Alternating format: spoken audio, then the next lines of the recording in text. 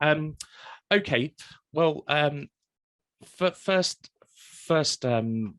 point I think we would like to cover off is just a little bit of background to the consultation.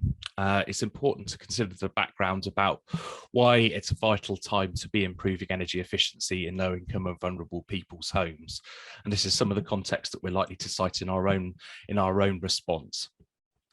As well as the general picture of fuel poverty and the historic levels of the overlap between the households living in the lowest incomes in the least efficient homes, we know that this winter is going to be incredibly tough for many households. And whilst the policy doesn't start until April next year, we believe it's vital to consider the context that we're currently in, going into what could be quite a bleak winter for many households. Many households are seeing an increase in their energy use as a result of spending more time at home, particularly those working at home, but those are also people that have been made redundant and have to stay there because of health needs, for example.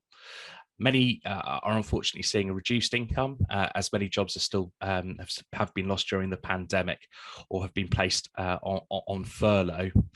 We're already seeing increased affordability issues and large amounts of energy debt, which are not only placing strain on those households' ability to pay for essentials like energy, but are placing great strain on wider household budgets, enabling creating difficulties for them affording basic essentials like food and fuel. We're also seeing the continuation of many historical difficulties accessing the current support that's out there. That might be for a number of reasons, but low-income and vulnerable households often face a postcode lottery in terms of being able to access the support that they desperately need. And we're seeing particular challenges in terms of households being able to access support where they're digitally excluded or don't speak English as a first language. Of recent note is the huge increase that we're seeing to the energy price cap, which will be particularly difficult for prepayment customers, which is coinciding with the removal of the temporary uplifts to universal credit, the ending of furlough, the winding down of the Department for Work and Pensions winter grant scheme that was providing some support for low-income and vulnerable households that are at sort of crisis point. And in general, we know that the adequacy of current support schemes has been badly tested by COVID. When we turn to look at the issues created around energy inefficiency within homes, we can see that a vast number of households in England are living in fuel poverty, but still in the least efficient homes. Overall, we estimate that over 650,000 households are living in E, F, and G rated homes, and over 3 million households, the total population of fuel poor households in England under the new measurement, will need to be prioritised for assistance if we're going to meet net zero and we're going to meet our fuel poverty aspirations. Given that ECO is a GB-wide programme, it's right to reflect on energy inefficiency in Wales and Scotland, where we see the number of fuel poor households living in the least efficient homes is even greater.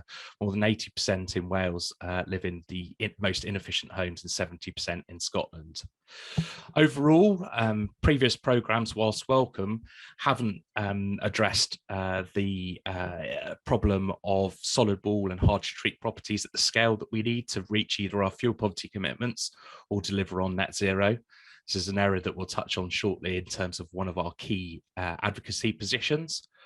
But we know the vital difference that energy efficiency interventions can make. On average, it's assumed that energy interventions can save a household about £300 per year on their energy bills. But if we're able to support the households living in the least efficient homes, that can get come up to tot up to even saving of £1,500 a year, which is absolutely essential and life-changing for those households. Historically, whilst we've had concern over a number of years about the proportion of the scheme that's directly targeting low-income and vulnerable households, in more recent years since ECO4, we've welcomed the focusing down of the energy company obligation, which is paid for through consumer bills, for those households that need the most support.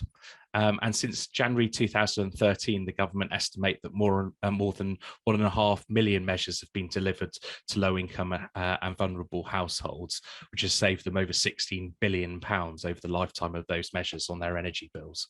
So we warmly welcome the continuation of the programme and feel that it's absolutely vital to continue to target low-income and vulnerable households. We welcome the efforts that are being made to push the policy to provide greater support for those households that are assisted and move away from single measures towards a deeper retrofit for the least efficient homes. We feel that this can provide a much more targeted contribution towards our fuel poverty aspirations, not just in England, but across the different nations, GB nations. The government are also looking at how they can extend activity through local authority flex and local authority referral schemes, and are considering new mechanisms to allow energy suppliers or obligated suppliers to target those households that they identify themselves as needing additional support. Government are also consulting on extending or continuing with the eco innovation element, which I'll come on touch on briefly. Looking at how eco interacts with other grant schemes, or more accurately, doesn't, and then seeking views on a future supplier buyout mechanism to enable all suppliers, regardless of their size, to deliver this vital assistance to their most vulnerable customers. There's a huge amount, as I mentioned, other than that in the consultation, a huge amount of detail. And when we get through our key issues, I would welcome any comments on any other key areas that we've missed that we haven't explored. And we will be submitting a full response answering most, if not all of the key questions that are raised in the consultation. So, in terms of NEA's view on what BEIS are setting out, as I noted, we very much welcome the continuation and expansion of ECO, moving from the programme being about £340 million per year notionally, up to £1 billion, which is a very significant increase, which we truly welcome, especially as it continues to be focused in the main part on low income and vulnerable households. As I mentioned, we really support the moves to supporting the worst first and whole house package of measures. But there are some key areas where we're calling on BEIS to rethink their proposals and prompt further discussion about the structure of that programme, which will, after all, last for 4 years and take us well beyond the interim 2025 milestone in England. So I'll get into all of these areas in some detail at the moment, but above all, our response will look to welcome the direction of travel and try and reduce the barriers for those on the lowest incomes living in the least efficient homes accessing this vital policy. So I'm going to take you through some of these key areas that I'm flagging on this slide now. So first of all, client contributions. NEA, since the scheme began, ECO scheme began in 2013, have always held that we don't agree with the often a requirement for those households living on the lowest incomes to contribute through a cash payment to access the scheme. It's vital to remember that those households, those poorest households, have got no disposable budgets and are very, very unlikely to be able to afford any requirement to make upfront capital contributions towards the cost of the measures. It effectively precludes the poorest households taking part in the scheme. This is, it's vital also to recognise that those households are already contributing to the scheme through paying for it through their own energy bills. So there's no sense that low income and vulnerable households will be getting something for free. They'll simply be able to access a policy that they themselves have disproportionately been contributing to for many years. NEA therefore wants BEIS to prohibit capital contributions. We think this is a vital area for them to consider and address in their final proposals, and it would dramatically improve the accessibility of the scheme for the poorest households. We also in our response, get into how this could be achieved. In summary, we think that the government need to put a prohibition to capital contributions into the regulations and back it up by suitable fines and penalties for delivery partners that don't respect those regulatory requirements. This includes contractors and subcontractors. Obviously, the challenge will be to adequately enforce this change. However, once that signal has been made within the regulations, it would be possible for many organisations, including our own, to reinforce the point that households are able to access the scheme for free, and there should be no requirement for them to use their own funds to pay for energy efficiency measures to take part in the scheme. This could also be backed up by households signing a declaration in the way that they currently do, which indicates that they have not been asked to or have not provided a household contribution. It would then be possible to use the existing auditing regime to enable Ofgem and eServe to ensure that household declaration or a sample of household declarations are accurate, and no households have been required to use their own capital to take part in the scheme. So we hope that many of you can support that proposal and would welcome any comments or observations about whether or not you support that position, or any likely challenges that you can foresee that would come if we did that. The next key area that we're looking at is to highlight the likely continuation of a gap in provision for those households that live in solid wall properties. Over 1 million fuel poor households in England, 40% of all fuel poor households live in solid wall homes, and thousands of others live in hard to treat in properties with hard to treat cavities. These households typically spend over £500 to £1,000 more per year on heating their homes compared to those households with more modern or insulated walls. The proposal within the ECO consultation is to increase the amount of solid wall delivery per year from where we are currently, which is 17,000 solid wall installations per year, albeit that's with an inbuilt flexibility mechanism, which means that those installations don't necessarily have to be solid wall, up to what the government are proposing within the new obligation, which is 22,000 per year. Whilst we recognise the extent to which a levy-funded policy can fund some of the more expensive measures, we believe that it's absolutely vital for ECO4 to go beyond business as usual in terms of solid wall insulations. We know that if the fuel poverty commitments that are set out in as a legal target are to be met, then 210,000 solid wall households in fuel poverty will need to be treated to meet the 2025 milestone.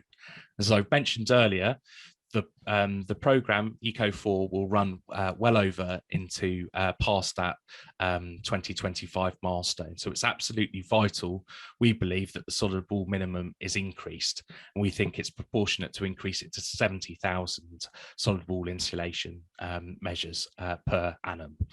We would, however, be prepared to be more flexible around that figure and potentially include a subset of that figure delivering equivalent measures in the same way that ECO3 provides, if there was a ring fence of up to 50,000 genuinely solid wall insulations per year. I'm going to move on to our next key issue, which is parity and accessibility for households that are off the gas grid.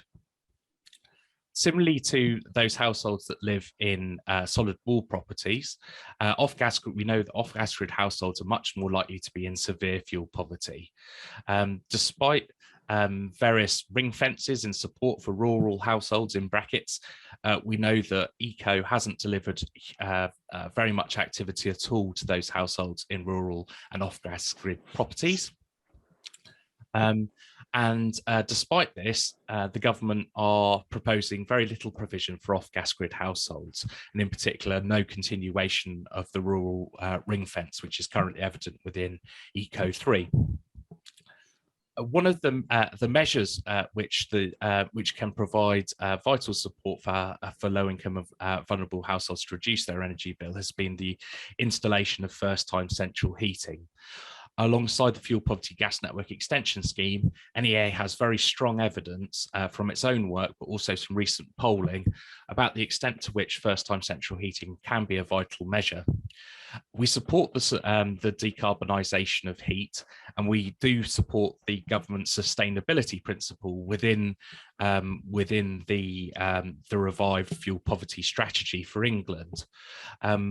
However, we do and will challenge the government on not including first-time central heating within ECO. And we believe that where first-time central heating achieves carbon savings and air quality improvements, it can still be a measure that should be supported through ECO. So what this means in practice is we're proposing that first-time central heating should be available for households that live in the least efficient homes using oil, coal or LPG to heat their homes, and where a health condition is badly affecting those households' ability to live in a cold home. And the alternative low carbon heating technology may not be suitable given their vulnerability. We would also like to see the government review its decision not to allow hybrid systems off the gas network. We perhaps return to some of these vital issues during the discussion, but we welcome your views on whether or not you think that strikes the right balance between the affordability of energy and the need to move towards net zero. One of the other key continued issues is a gap in support for adequate advice. We know that with the bringing together of whole house packages of measures, it's going to be even more vital than ever to provide advice and support for households to understand the types of technologies which are most suitable to their homes, or to understand the measures that are being installed within their homes. Given the continued lack of adequate resource for a standardised energy efficiency provision in England, we are looking to push the government to provide adequate support for advice within the context of ECO4. There is some requirement to provide smart metering advice alongside eco measures, which we welcome and support, as we supported in the warm home discount scheme. We also want to see the standardisation of advice provision, similar to the regulatory requirements that were recently introduced for the Fuel Poverty Gas Network Extension Scheme.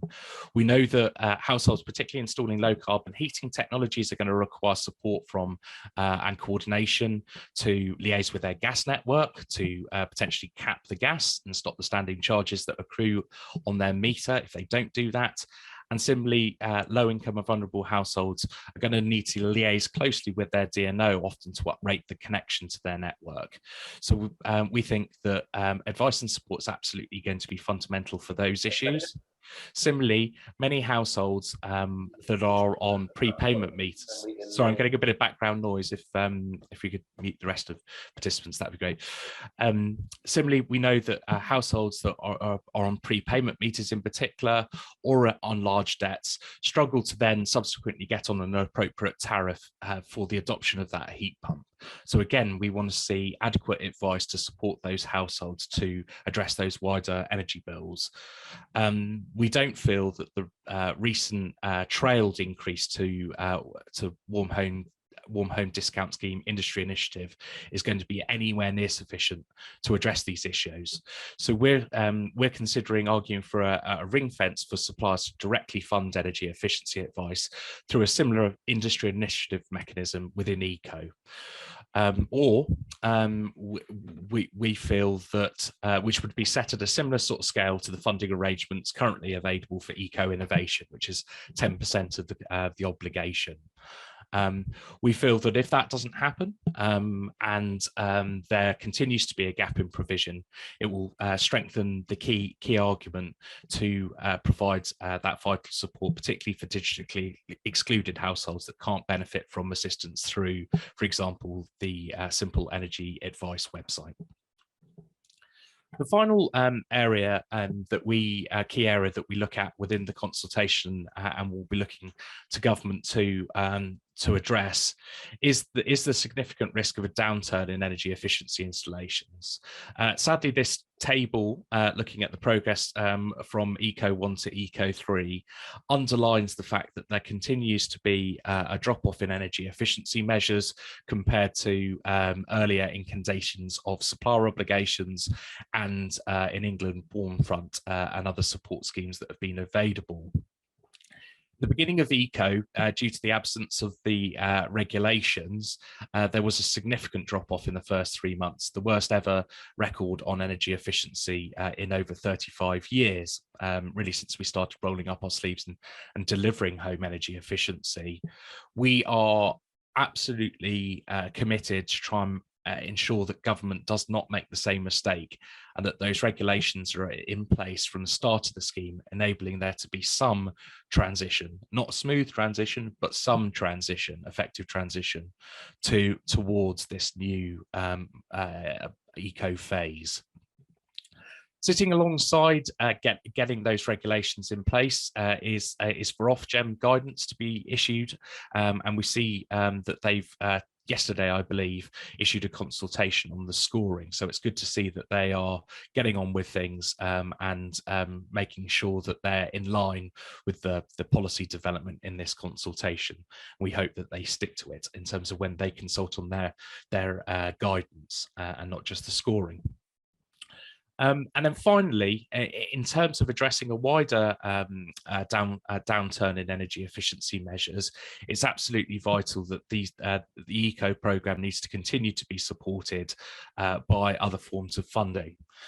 So we'll be stressing the importance of the government sustaining its investment in the Home Upgrade Grant and the Social Housing Decarbonisation Fund, which was released for competition yesterday within the upcoming spending review. And we'll be talking about why that's absolutely needed. So those are our key issues, and I'm going to pause there and stop my presentation just for the time being before I return to it for any final for a couple of final points, just to get a sense of whether or not people have got comments, observations, or suggestions around those 4 key areas that I've outlined. So I'd welcome people either putting information into the chat or raising their virtual hands, and I'll bring you in so you can touch on your key point.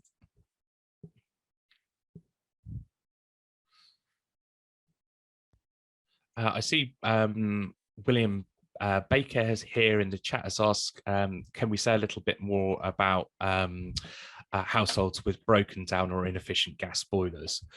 Absolutely.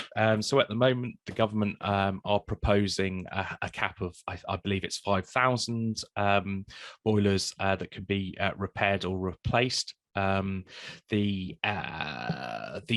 opportunity for households to get repairs under ECO hasn't been seized really over the lifetime of ECO, and to such an extent that the government put in place some pretty chunky uplifts to try and get that activity going within ECO3. If that's going to happen, and ECO is going to be relied upon as a principal means to repair or replace their boilers, 5,000 isn't going to be sufficient. We know that, well, we believe that about 500,000 boilers break down each year in low-income and vulnerable people's homes. So we're well off the scale of the issue, but we do recognise the need to decarbonise heating, as I've mentioned, and where those households can have a fully funded alternative installed, and the supporting energy efficiency measures or insulation measures, we would encourage that outcome. But for many households, that might not be possible. So we will be looking at that £5,000 cap, £5,000 household cap, and looking to flex it. Has that answered your question, William? If I could bring William in. Yes, fine. Thanks, Peter. Excellent. Peter, and Greg Collier-Jones has got his hand up. Yeah, Greg, can I bring you in, and then I'll return to the questions that are noted in the chat. Hi, Peter. Yeah, Greg, I'm from 7Y Energy Agency. We deliver local energy efficiency pricing in Gloucestershire and Herefordshire and other places. Do you think there's a risk on the no contributions? Do you think there's a risk that suppliers will just choose not to deliver in areas where they would have to make a contribution, or where they would normally get a customer or local authority grant to cover the contribution? I think that there's certainly a risk that energy suppliers respond to the inability to require a capital contribution by cherry picking those households which are slightly bigger, which get more carbon savings. And so in the details of what we're proposing, we're looking at various uplifts to make sure that doesn't transpire for smaller properties. Yeah. But overall, at the moment, the ability of energy suppliers to cherry pick eligible households is predicated on their ability to realise those capital contributions for the households, and in many cases it is. And as I've mentioned in my own remarks, that comes at the consequence that the poorest households are either unable to take advantage of the scheme or have to secure secure personal loans and other means to able to access the support that the policy provides. And we just don't think that is commensurate with the worst first principle. Yeah, we're lucky enough to have some health funding that we can bridge the gap, at least in Gloucestershire and South Gloucestershire. But thank you. Anybody else want to come in? Marie, thank you. Thank you, Marie. Hi, yep. Hi, Peter. So I've got two questions, and they're interconnected. So if I kind of give you them both at the same time. The first one is you said in the narrative, wasn't on the slide, about properties that are unsuitable for low carbon technology. How would you frame that? And the other question, which is also linked, is households where people may be not in favour of leaving an air source heat pump on 24/7 and then use it in a way which isn't the most efficient because they're concerned about their bills. And how do we have a solution that fits both the kind of properties that you have, if you're poor living in, and the way that households want to balance their budget by turning their heating on and off, and how you think hybrids are going to fit in that? So really, that's three questions. Well, the second and third question are very much linked, and I think you're trying to insinuate that hybrids would be a good solution in that instance where households are used to their existing heating system and the requirement to, or the need to get a quick boost of heat, as opposed to spending large amounts of money keeping their property at a sort of ambient temperature. And we do support, as I've mentioned, the applicability or making sure that hybrids off the gas network are eligible, where they could be connected up economically to the network. So we do support that. In terms of the sort of staging criteria around whether or not an alternative is useful, in our full response, we'll be drawing on the insight from our work on the heat demonstrator program and a number of other practical programs where NEA has for years been trying to install low carbon heating and has been explicitly considering the barriers to doing that. So we'll be giving indications of those sort of criteria in our full submission. But there's certainly things that won't be new to people. There'll be things like acoustics, the lack of outside space for the heat pump, ground source or air source, and a range of issues, which mean even if those households or societally we want those households to adopt low carbon heating technologies, they might not be suitable. So we'll be giving further details in our own response. Could I just check one thing? The Offgas at the moment, the way that I'm reading the ECO4 consultation is Offgas is a property which doesn't currently have a connection, whereas some people within the industry are saying Offgas is where somebody is too far away to achieve a connection. How would you use that phrase? In my view, it's the former, but I think that it's pretty ambiguous, and I think that if that ambiguity is being relied upon as a means to enable GDNs to connect up households to the gas network alongside first-time central heating, it's probably not yet bankable from an energy supplier perspective, and that ambiguity needs to be clarified within regulations, guidance, and in the intent that the government set out in their government response to the consultation. Great, thank you. Anybody else would like to come in on those key points? So just to quickly flick through them again, we would like to see client contributions prohibited. Any further implications of that, other than Doug or other than Greg has mentioned, would be useful. Anybody want to come in on that? Second key point is the solid wall minimum that we're looking to see increased. The third area is the provision for off-gas grid households and the installation of first-time central heating. And the final key issues are around reducing a gap in support for advice and the wider downturn in energy efficiency measures which are likely. Anybody want to come in on any of those key points, please?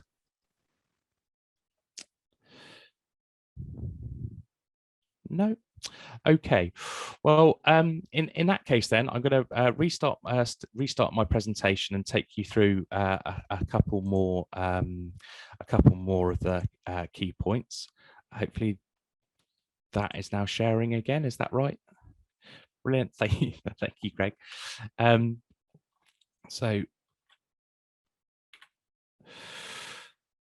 Just to say that as I've mentioned in our response, we'll be responding to the huge amount of detail that's in there on a number of other key questions, things like the scale of eco-flex, whether or not we support the continuation of eco-innovation, whether or not the various scoring for different types of measures is appropriate, and the various nuances around how the scheme might work. But I hope we've provided you with a good flavour of the key points, the 4 key points that we'll be looking at, particularly to follow up on in our consultation, and that they can either be mirrored in your own responses, or that you feel that content that they've captured the key issues as you see them.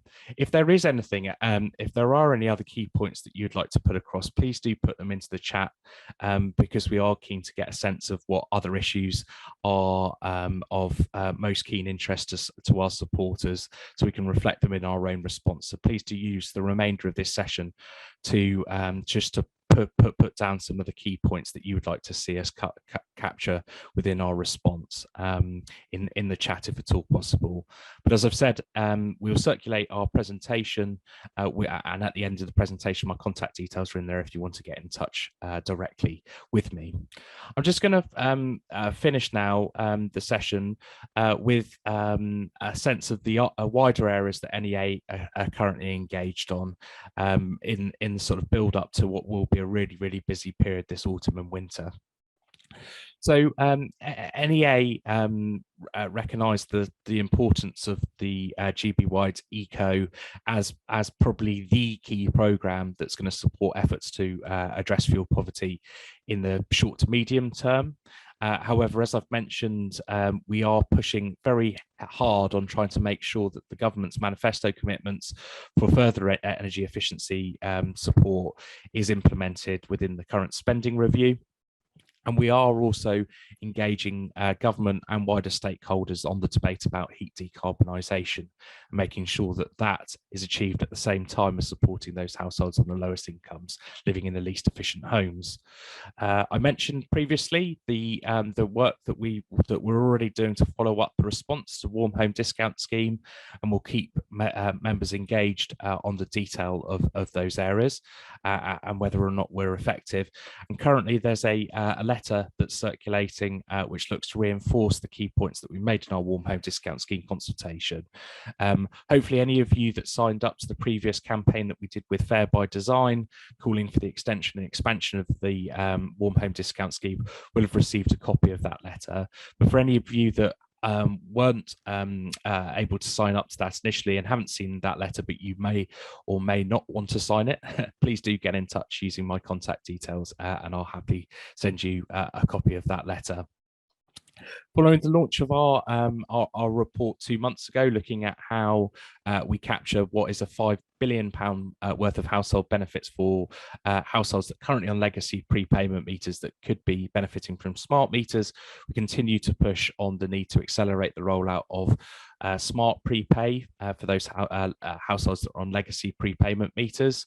And generally improving the conditions for prepayment customers, which, as I've mentioned earlier, are going to be badly affected by the recent signalling of the increase to the price cap, which will take effect from October this year. We're also working with government, Ofgem and suppliers and network companies to look at reforms to the Priority Services Register to capture financial vulnerability and looking at new mechanisms to help address increasing energy debt. The need to move towards net zero at the same time as being fair to the most vulnerable members of our society is a familiar theme that's increasingly prominent within the sort of general discussion around energy policy, but it's going to be an absolutely vital time in the build up to November to be advocating a strong stance around how policy costs that are levied on bills can be much fairer. And NEA is in the process of the fuel poverty monitor, and we've got a call for evidence out at the moment out to all of you and our wider network to get views on how those vital aims around affordability and fairness can be achieved in the context of net zero. And we'd ask you all to contribute to that if you haven't done already. And thank you to those people that have submitted their responses. Following the publication of the government's retail energy market strategy and their signalling of taking powers, which means that they can, after 2023, extend the price cap, we're also looking very closely at what protection could be provided, perhaps deeper than the current price protection for low-income and vulnerable consumers, working with Ofgem and government and industry around those areas. And we're also continuing our work, particularly with network companies, to make sure that innovation supports low-income and vulnerable households. And then finally, you'll hear more of this and I'll talk about Warm Homes Week in just a moment. But finally, we are increasingly looking at the issues around digital exclusion and the large premium that is creating for households that aren't able to access services.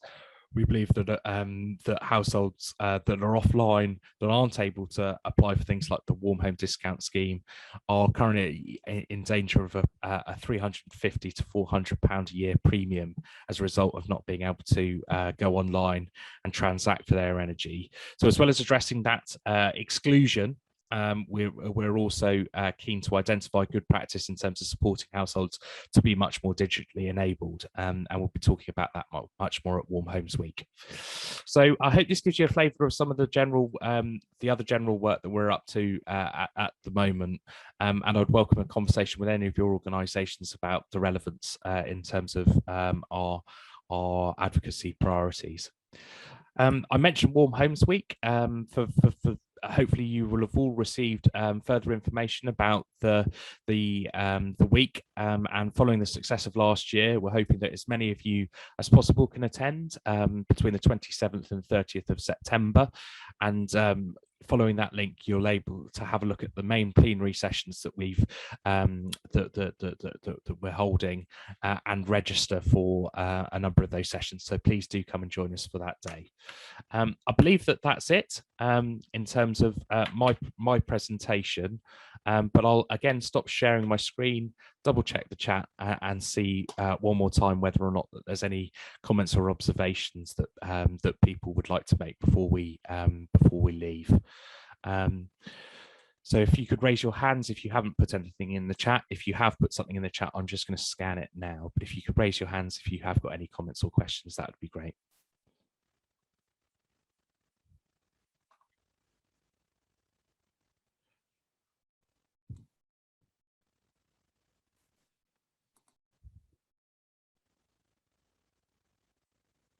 We've got a raised hand from Steve McKenzie. Yeah, Steve, please come in. Thank you. Hi. Going back to the comment Greg made earlier on, excuse me, about companies cherry picking the larger residences, couldn't a scheme be introduced where they mirror like for like a smaller household to a larger household? So they would only get a grant for a larger property if they've included a smaller property as well. I think that that's an interesting suggestion, Steve, and it's something that we can consider. I've just seen Heather Watts put in the chat about the proposal within the scoring consultation for the scoring to be stratified by floor area, which means sort of equivalized and made sure that it's provides a more level playing field for smaller properties compared to larger ones. So I'm not sure whether or not you need to do the two proposals, but we are pleased that the issue around smaller homes getting due access to eco without the need to household contributions is being addressed already. But certainly, Steve will consider the proposal that you've just made. Thank you. Can I ask if anybody else has got any other questions or key comments that they'd like us to be aware of before we go away and put pen to paper on the? Well, actually, we have gone. We've got a pretty developed response. Actually, most of the questions all answered. Just a few more bits to drop into the response. We'll try and circulate it in good time. Probably the week before. Earlier on in the week before the submission date, for you to see what we've submitted, and hopefully add to your own responses. But has anybody got any final comments or observations they'd like to make before we close this session?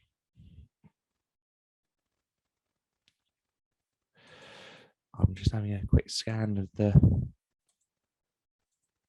I don't think so. Well, I hope that's been a useful summary of the key issues that we'll look to address within our own response.